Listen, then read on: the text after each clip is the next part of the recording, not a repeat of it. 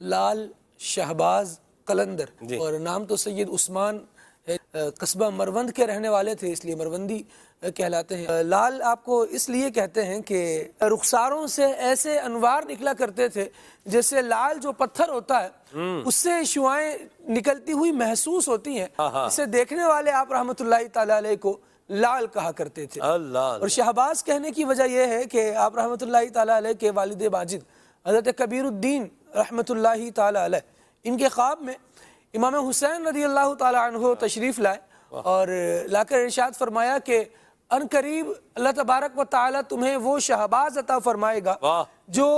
हमारे नाना जान रहमतुल्लाहि ताला अलैह का ताईद याफ्ता होगा,